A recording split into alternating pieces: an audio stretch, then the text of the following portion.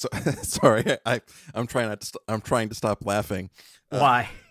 I'm just watching you spew content all over the doc. I literally took my floppy content dick out and just whapped it across my keyboard. Oh. Okay, listen. Mm-hmm. I can't tell you why right this second. Okay. But at some point tonight, this podcast is gonna get weird. Okay. All right. I'm not being cryptic on purpose. It's just that I have so many balls up in the air at this particular time, including my own balls. Let me be clear. That, oh my God, I've just been in overdrive these last 2 days, and there may be a point in this podcast where I might need to put you on mute, and then I'll come back with news. Okay. Okay. Okay. Just. Okay. Okay. It's okay. Crazy. Hi. Okay. How are you? Hi. I'm great. How are you? I think I just summed everything up. Yeah. You seem a little high energy, we'll say. Yeah, it's been an interesting day, and if you've been following me on Twitter today, you're probably wondering why I took a perfectly good computer case and ruined it. And I just want to move. I want to move this right up to the top. Yep. Okay. Well, Drew, before we get there, no. Okay. Okay. Fine. Okay. Go ahead. Drew, why don't you? Drew's computer corner, everybody. It's Drew's computer corner. Drew, why did you cut a hole in your case? All right.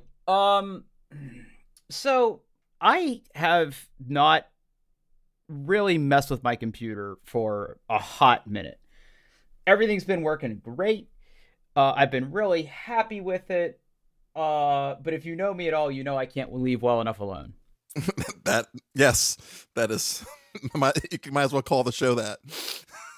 Yeah, exactly. Drew can't leave well enough alone. That's a perfectly acceptable way to look at this scenario. Okay, so here's what happened. One thing that I guess you could say, I don't know if OCD is the right term. I don't think I'm supposed to say that, but I'm just very obsessive in general with the performance of my computer. When you cross a certain threshold of, I invested this much money in an idiot box that is used to play games and stream old content and occasionally do development on, at some point you sort of have to zoom out a little bit, and you sort of have to look at your investment and think, am I getting the most out of this investment? And I think that that's a healthy attitude to take with any hobby you have. Am I getting what I'm supposed to be getting out of this investment? Okay. So the way that I sort of do this for my computer is, when I'm playing a game that has recently launched, I like to have a frame counter up just to see, hey, on my ultra widescreen monitor and this godly video card that costs more than other computers cost new, was it all worth it? Like, when I'm standing at the pearly gates of heaven or hell or wherever I'm going to end up, was all of this worth it? And I think, again, if you've been a listener of this show, you know that I had a dalliance, a sordid relationship with water cooling in this computer, with the intent of creating a quieter, higher performing computer that kept its temperatures down. And I won't spoil it for you, but go back and listen to those episodes and just listen to my descent into madness, culminating in an entire episode where I didn't have a computer because it was in a million pieces and had water in it. Anyway, I saw a YouTube. Well, hold on. Let me back up. I'm all over the place right now. I saw a YouTube video not too long ago that sort of captured what I wanted to do with my computer. I'm going to put the link in the chat right now, Paul. Okay. And the idea is that I wanted to make a sensor panel for my computer, with the idea being I wanted what essentially is a little tiny monitor that sits on or near the computer that is going to display key system metrics, right? what is the operating frequency of my computer? What is the temperature? What is my graphics card temperature? Uh, what is my current RAM speed? What is my system uptime? Right? Just whatever I want to put on there, essentially. And this YouTube video that I just linked you is from a channel called Jay's 2 Cents. And Jay's 2 Cents is it's one of my favorite YouTube channels for just nerdy PC stuff. They do all kinds of builds. They review hardware. I usually lean on this channel and a few other ones to sort of get my pulse around what's new and exciting in the PC hardware space. So they did this video late last year, and I've sort of been wanting to do this for a while. So, you know, I've sort of been not spending money on stuff for a while for reasons that I think I might have talked about before. So I haven't really treated myself to anything. So, you know, I said, you know what? I need a project. I want to do something here. So I wanted to buy something, one of these little monitors that I could put in my computer and then set up. Now, just to cut ahead so you don't have to watch this, there is a program called Ada64, and I don't know if you're familiar with it. I am not, but I'm seeing screenshots of it on this as I click around this video. Yes. Yeah. So Ada64 is essentially a paid solution that is a really nice hardware monitor. It's designed to be for prosumers, for enterprises, and one of the features that it has, sort of out of the box, if you buy it, is the ability to configure certain little panels like this over USB. So the idea is that you sort of just design a dashboard and you kind of throw it up onto this LCD display. That LCD display sits somewhere in your case, and that's the idea, right? So it makes it it actually makes it very easy to design these things. You can add backgrounds, you can make it whatever color you want. You can make it look really good and have it match the aesthetic of your case and all of the awesome LED stuff that I usually put in that thing. Okay. Mm-hmm. Okay, so fast forward to about a week ago, I watched this video again, kind of did a little more research on my own, and I ordered the panel, or a panel, I should say, that I was going to put in my case. And my plan is that I was going to put it in the side of my computer where the glass panel is. So I went online, I found like a frame for it that I 3D printed, and I was going to set it in the side of my case, but come to find out that my case isn't really conducive to that. The glass panel I have on the side sort of has a black bezel, and if I were to set this thing sort of up against the glass inside of there, I would have to find a way to like glue it to the glass so that bezel wouldn't obscure it. Okay. Yep. So I kicked around a few ideas. If you're gonna do it, it's gotta look good. Yeah, if I'm gonna do it right, I'm gonna do it right. So by it I mean cut a hole in your PC case, right?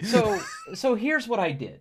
Okay, again, if you want to see pictures of this, head on over to my Twitter account at Pitferg, PITTFERG. But essentially, what I did is my case has a removable front panel. It does not have a mesh on the front of it. Essentially, all it has is just this. I'm assuming it's steel that is painted white. And then there are vents sort of on the side of that front panel where air gets sucked in. So it's literally just this front white panel, very clean aesthetic. And again, if you look at the first picture I sort of put on my Twitter feed, you will see kind of what that looks like. So my idea was this. I was going to cut a hole in the front of this case. I was going to mount this monitor to the front and then 3D print a frame to sort of cover up my horrible, no good jigsaw attempt at cutting a hole in my case. Okay, makes sense. Yeah. And I completed that. So as of tonight, my front panel is back on my computer. That little 5-inch monitor. Let me actually get the model so I can show you which one I bought. And everything didn't go absolutely terrible. Okay. Yeah, I ordered the Elecro Raspberry Pi touchscreen monitor, 5-inch HDMI screen display, 800 by 480 compatible with Raspberry Pi 4, 3B, 3B, 2B, BB, Black Banana Pi, Windows 10, 8.7. That's the name of the thing I ordered. I'm looking at it right now. That is one hell of a Amazon SEO optimized title. At some point, I think it's talking dirty to computers, like the 10.8.7. I don't know what that means. Oh, Windows 10.8.7. Never mind. Windows 10.8.7. Yeah. And it's a touchscreen. It is a touchscreen. Now, that's the part, that's where this story gets a little bit interesting. So as of right now, this thing is front mounted to my case. It is not powered on. The next step of this process is going to be taking the cables that come out of this thing and sort of running them underneath, well, not underneath, but through the bowels of my case and out the back of my case and into a USB port. Okay, so actually that was one of the things I wanted to ask you, was clearly you have to plug this thing into a port. And most computers, all the ports are in the back. So do you have to fish this out and then through? Okay. Well, you have a couple options. Mm-hmm. All right. Okay. So they make these things. Okay. So again, if you've ever built a PC, the idea is that there are different ways you can have internal USB headers. Okay. Okay. And what you can do is you can essentially actually, the thing I just put in there, that's not right. That's not right. Look at this one instead. Okay. So essentially what you can get are internal USB hubs.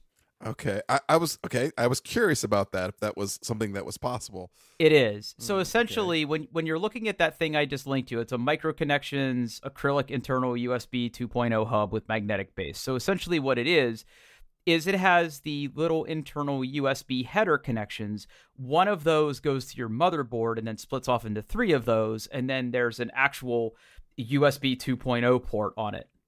So I could drop, and I actually have one very similar to this already.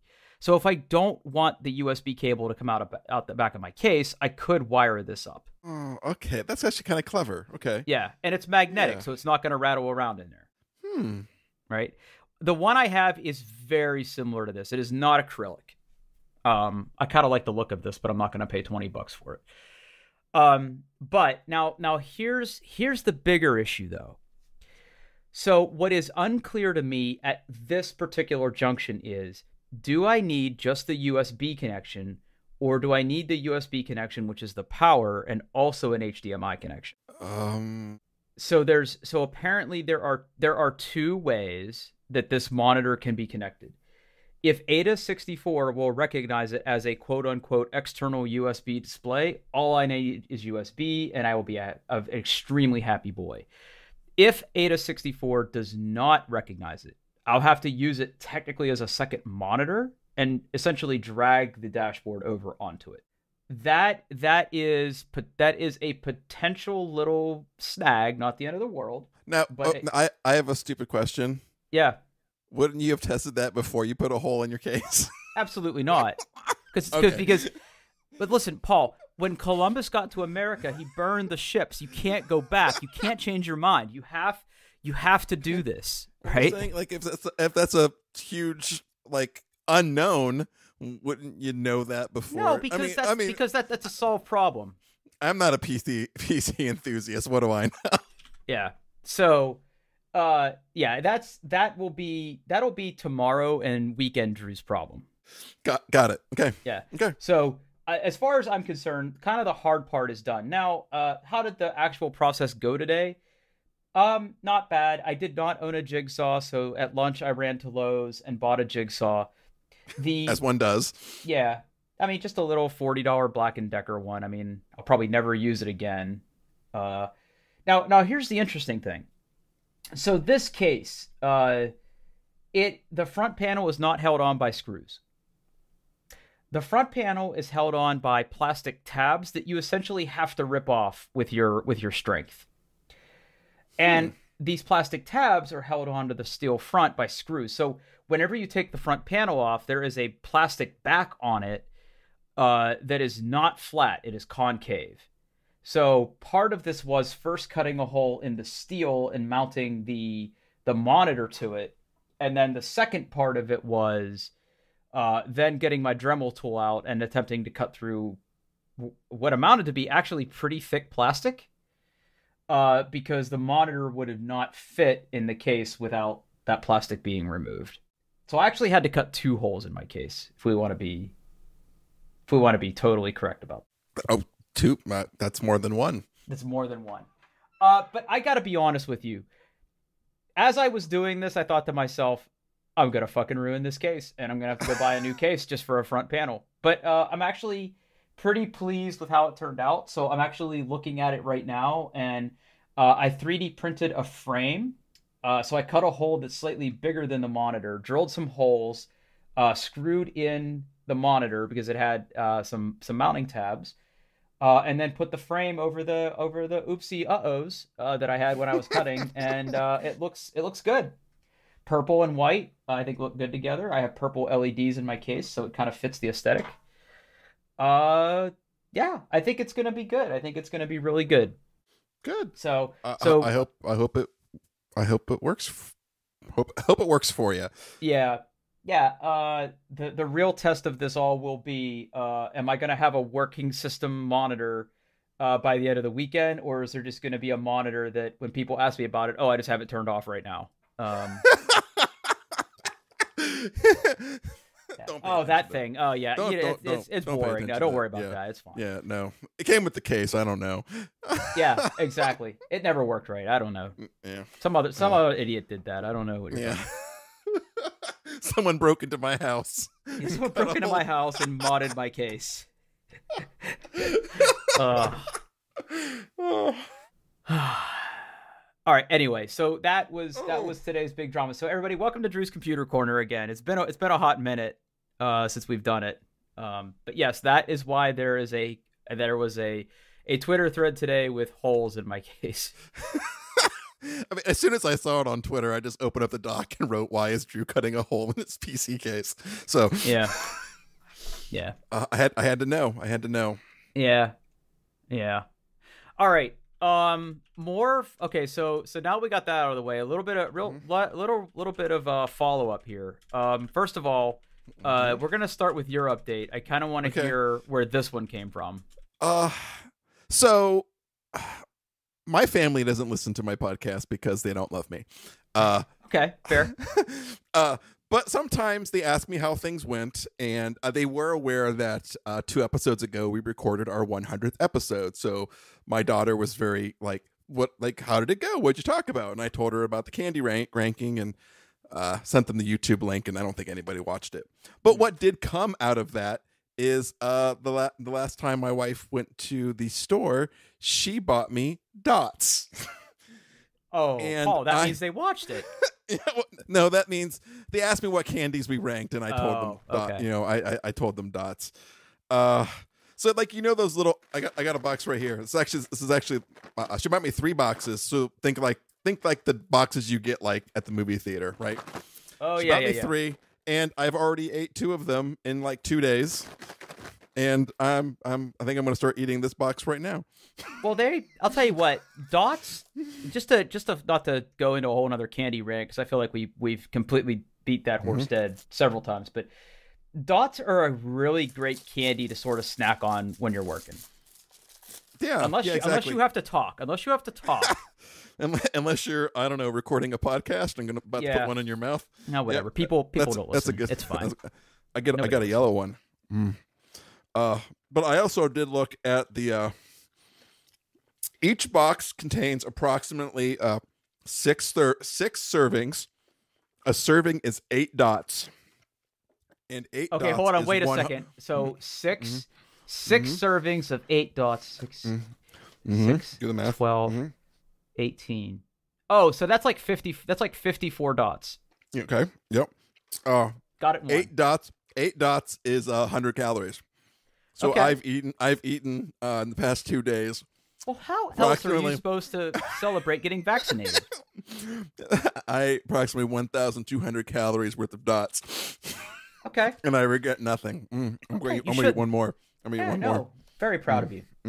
Very, very proud of you. Very good. So dots are delicious. Yeah, I mean, get it, King.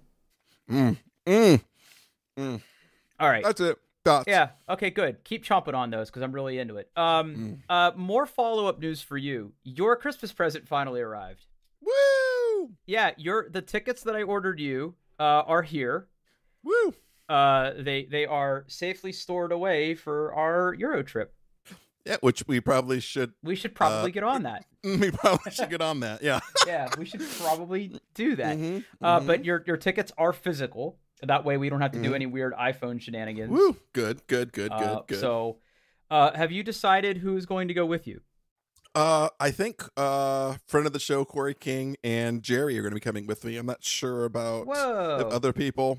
So so we'll have to get some people together and get that planned. So yeah. Okay. Yes. Let's. Yep. Let's. So I need to know how many people are going to be there. Yes. Cool. Well, that'll be fun. Yeah. All right. More updates from you. Go. I got my hair cut. Yeah. Let me see. Come on. Let me have it. Hold on. This is for Daddy. Come on. Hold on. I'm gonna send you the picture I took.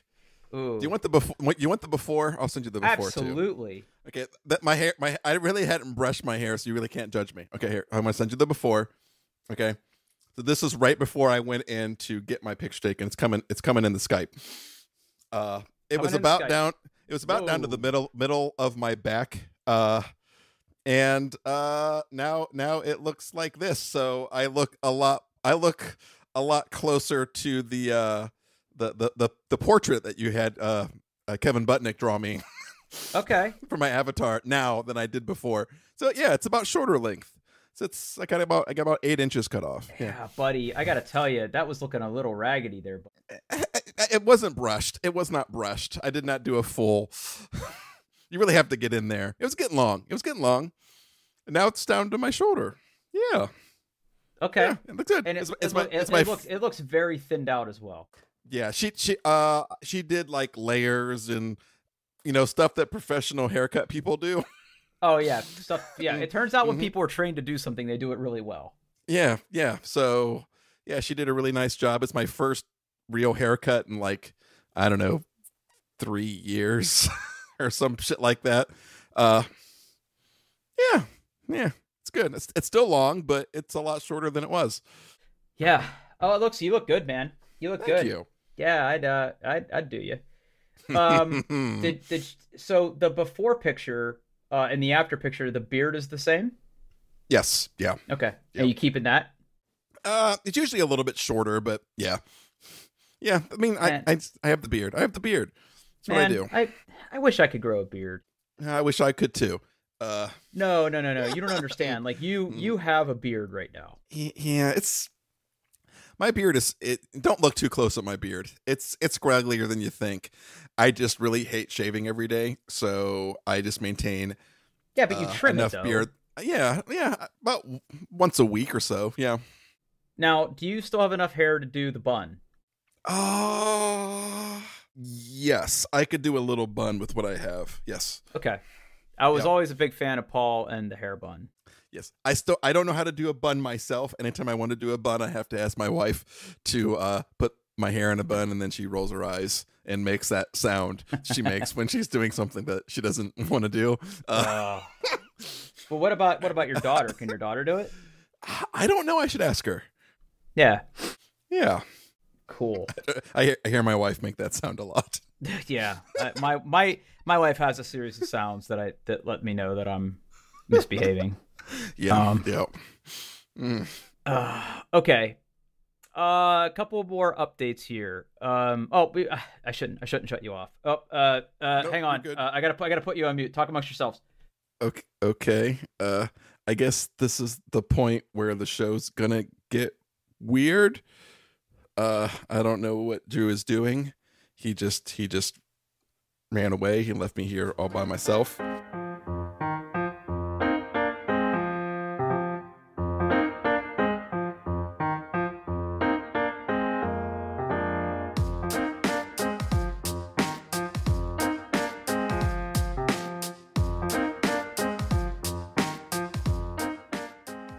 Oh, you have so much to cut out of this podcast.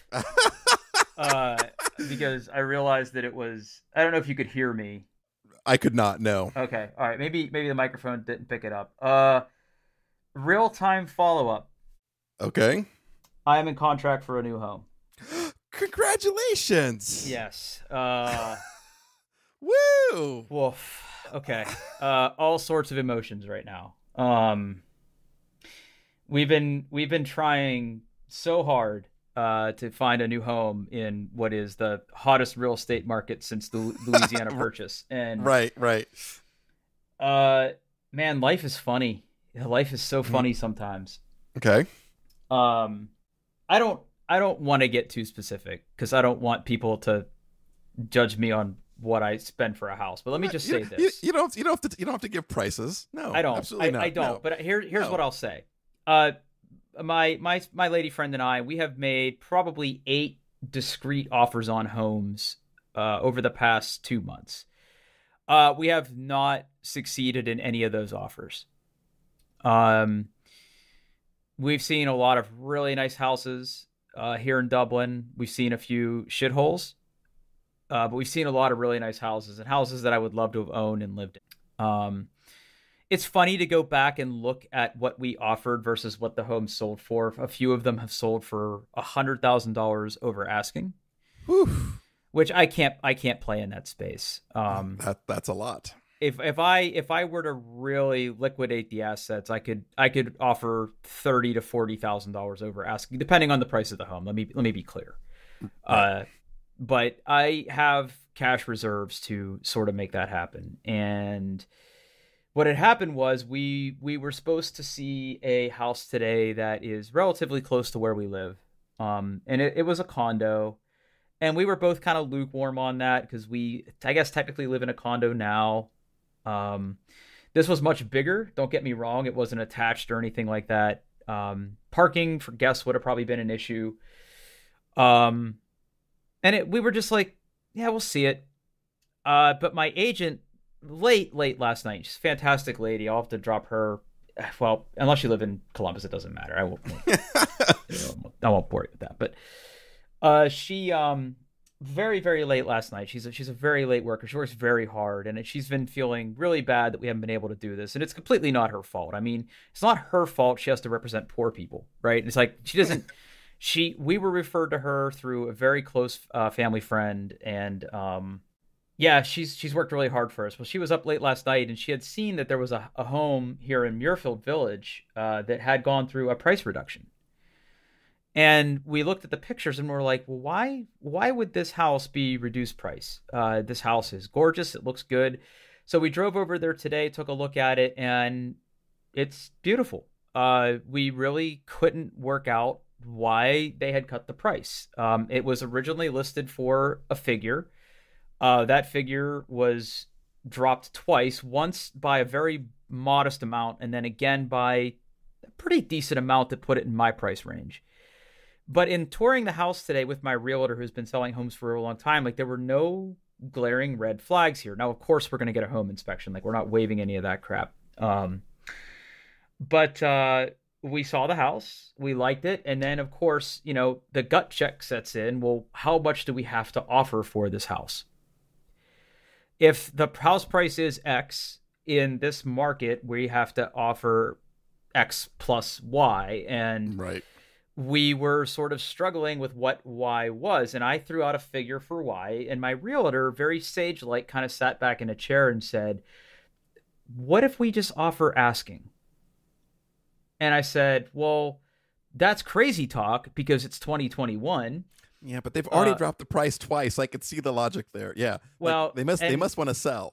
They do, because it turns out, plot twist, the family with 4 children is going to be moving in July. So I think that they had gone through 2 price reductions already and just want to get this thing friggin' sold. Yeah. So just a case of right place, right time. So that's what we did. And excellent. We sent our offer in. We got a counter offer back with just a few stipulations. They want to keep one of the chandeliers that's really ugly. So I was like, yeah, sure. Please do. Yeah, you're doing me a favor. So yeah, man, it sounds like we're in contract. Awesome. I'm so happy for you. Yeah, man. Now all the sweating begins because now I need to get my house ready to sell. Yeah. Now you have to do the same thing. Yeah. And then be in that that stage of living where your house is absolutely pristine all of the time. Well, so you can just go up in the car and leave to show it. Yeah. So you have been to my home. I have. It's not a big home. It is perfect for a small family with a small dog or a retiree. Mm-hmm. Like, that is the target audience for my home. That is who will buy it. Yeah, I can definitely see that. Yep. Or someone's first house in Dublin. Yeah, because that's what it was for us. And we're gonna make a nice chunk of change off of it. Not gonna sell for a ton of money, but it's gonna sell for enough that's gonna enable us to move up. And part of the problem is we just have too much crap. So my goal is to like close on this other place, take possession, move a bunch of our crap, and then make this place look a little bit bigger than it is, because we just have a lot of crap, like a lot of board games that we don't have a place to store. So yeah, like stuff like that, right? So we need to get that figured out, or a storage unit or something, just to get this crap out of here to make it look better. Yeah. So anyway, that's the plan. Dude, I'm so excited for you. Yeah. So she said she was going to call me, and she didn't call me before the podcast, and I didn't know if that was a good or a bad thing. Mm-hmm. There were some very cryptic text and emails that came through. But yeah, it was it's been a day. It's been a day, brother. So yeah, that was the big news. I wish I had my soundboard hooked up so I could do an air horn. Oh, you disconnected that? It's complicated. I still have it, but I'm not set up to do it today. I wish I would have, though. Oh, things. That's okay. Dude, I'm excited for you. That's awesome. I'm so happy. Yeah, it's going to be good. So it looks like coming in July, if everything works out, we'll be moving, and there'll be new game nights in a bigger location. Nice. Oh man. Now I'm in that like stages of grief thing, right? Like, uh-oh. And don't worry, that'll be quickly followed up by panic. So we are rapidly approaching the panic phase. Mm-hmm. There were several points today where I almost lost a finger, and that was panic. But this is a whole new type of panic. Yeah. Now you get to do the worst thing one of the worst things a human can experience. Moving. We're gonna pay somebody for that, I think. Yeah, thank goodness. We're gonna pay somebody for that, I think. That's the plan. I mean, granted, we're moving Dublin to Dublin. We're not going far. Yeah. So we'll see. We'll see. So we didn't move that far as well, and my wife insisted that we weren't going to hire movers, and we had the same situation where like we owned two houses for a moment, so we were able to move out at kind of our leisure. And one of the things we did, if you don't want to actually hire a mover, and this actually worked really, really well, is we actually just got one of those like portable on-demand storage, a pod. Yeah. And we didn't use it for storage. We literally used it as, drop it in driveway, fill it full of stuff, pick up, drop in driveway of new house, unload, and that worked pretty well. But dude, I'm so happy for you. Oh, yeah, yay. Dude. Yay. Yeah, and looking at the numbers, everything looks pretty good for us. I'm going to be paying more per month than I'm paying now, but not decisively so, because part of the reason I bought a cheaper car was to roll that car payment into a home payment, and everything's happening. So yeah, dude. Oh, God, I don't even know what else to say. I don't even know what else to say at this point. Dude, I literally, my face hurts. I'm smiling for you so much. Thanks, man. Thanks, buddy. Oh, thanks, buddy. Yeah, dude, I know it's been a heck of a time. Yeah, I mean, and you've been at it for a while. Life's just funny. I mean, life is just funny, dude. Like, it just dropped in your lap. It literally dropped in my lap. And you know what's even weirder? Like, it really makes you do a think. So the house we live in now, in the area of Dublin we live in, we had originally wanted to make an offer on a house one street over, same like location, different floor plan, but same location, because we really liked this area, and we thought at the time it was going to be the perfect house for us. And for the past God, I don't know, 18 years it sort of has been. No, 14 years. It sort of has been. But we were leaving that neighborhood.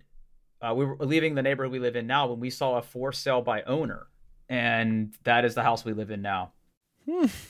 Um, so that one, I mean, the house we live in now fell in our laps, and now here we are again. So yeah. So my agent is dotting a couple I's and T's, but hopefully by the time we get back for the podcast next week, we'll still be in contract and everything will be good. Yeah, that's awesome. Woo! Yeah. Okay. Yeah. So I know I just hope the home inspection doesn't find like it's haunted or something. I don't know. Well, whatever. I could use more friends. It's fine. I'll take what I can get. Oh. We're gonna save this one for next time. Okay. But there is one more that I want to talk about. Mm-hmm. Paul, have you ever ordered something and like forgot about it? It happens more often than I care to admit. Whether it's a regular pre-order or something I ordered on Kickstarter on a whim, and then you get the shipping notification, and you're like, what's going to be here in 2 days? Oh, Yeah. oh, that. Yeah, it happens more frequently than I care to admit. I want to say that about a year and a half ago, I kickstarted something. I can't say what because you're going to come over for a game night soon, and I don't want to spoil it. Okay. I kickstarted something. Mm-hmm. And it was not a small purchase. Usually when you do a Kickstarter, maybe they'll get you for $80 to $100. This was way more than that. Okay. I completely forgot about it until I got a shipping notification, and a box that was massive showed up at my house today. It weighs 20 pounds. I unpacked it, and my God, I have so many cards to sleeve. I don't really know what to do. It's too much. It's too much. It's too much game. Well, so if you don't mind ruining the surprise and you want to invite me over before game night, I will gladly help you sleeve cards because I love sleeving cards. So love it. I love it so much. Well, this is one of those Kickstarters where the card sleeves are specifically designed for this game. Oh, nice. They have like custom backs. Custom backing. Oh. They are nice. They are nice, snug boys. You know, like they are perfect dimensions. Yeah, buddy. I really want you to see it. I really want you to see it. But I can't. I love sleeving cards. I love sleeving cards. Yeah, I took a stab at it. Oh, and they also did this thing where there were a bunch of components. There were a bunch of components that, for no discernible reasons, were individually packaged. And when I say a number of components individually packaged, about 500 individual plastic baggies. Really? Yeah. So I spent the time before this call getting rid of that scenario. There's so much plastic waste in my living room right now because all I did was just like cut them because I did like because they're really small plastic baggies and my little tiny weak fingers can't open them, so I just cut them. Oh, yeah. It's a lot of board game that just showed up. So I'm trying to think what it is. You probably won't be able to guess. I don't think I've talked about this game at all. I'm just trying to. I'm just going to Board Game Geek to see if like any game has suddenly dropped, increased in the hotness because people are getting their deliveries. But so I can't think of anything that would be 20 pounds worth of. And let me tell you something. It wouldn't, because these games started shipping months ago, but due to a container ship losing some containers overboard, some games were lost and had to be reshipped. And apparently mine was in that group. So that's a hint. Okay. So I had to wait extra long for mine. I just don't know what would be. I mean, if it's that big, it's got to have some minis in it, right? Right? Am I? or not or not? Is it just lots of cardboard? Okay. Technically, it has minis. Yes. Okay. I don't know. I don't know what this would be. You're gonna be very charmed. You're gonna be very charmed by this particular purchase. That's all I can tell you. Okay. I think we're tentatively slated for next weekend. This is the 3rd, so it'll be the weekend after that where we're gonna get together. Woo. So yeah, you're gonna be very charmed by this. That's all I can say. I've shared enough surprises tonight. Okay. Okay, I have to go breathe into a bag pretty heavily. So why don't we let's do that. You know what this is all about. Doing their best.com, doing best pod on Twitter. I'm on Twitter at Paul Baylor. Where are you at, Drew? Yeah, I'm on Twitter at Pittfurg, PITTFURG.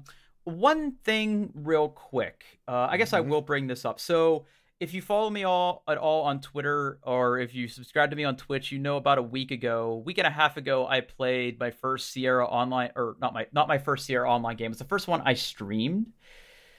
And I recorded it, and it's on Twitch, but I also took the video, and I'm going to start putting my stream videos on demand on YouTube as well. So starting up a YouTube channel of just stuff that I stream, stuff that I record, stuff that I work on. There'll be a link in the show notes. I don't know if I actually have a channel. If I actually have a channel, I don't know. You do. You can't. But how do I get to my channel? Like, do I have like a short link or something for my channel? You should be able to go to YouTube and then click on the badge in the upper right hand corner, and that drop down, and it should be like a your channel link. Yeah, but it's like a really weird series of things. Yes, so you can't get a custom channel name unless you have, like, I don't know, way too many subscribers, so you have to deal with the garbage channel name until then. Okay. Well, there'll be a link in the show notes to it. I'll probably the standard definition video is done processing. As soon as the 2K and 4K versions are done, I will make the video public, and then I'll try to do another one this weekend. Probably going to do Space Quest. That's really good too. So cool. Anyway, just thought I'd share. All right. Thanks for listening, everybody. See ya.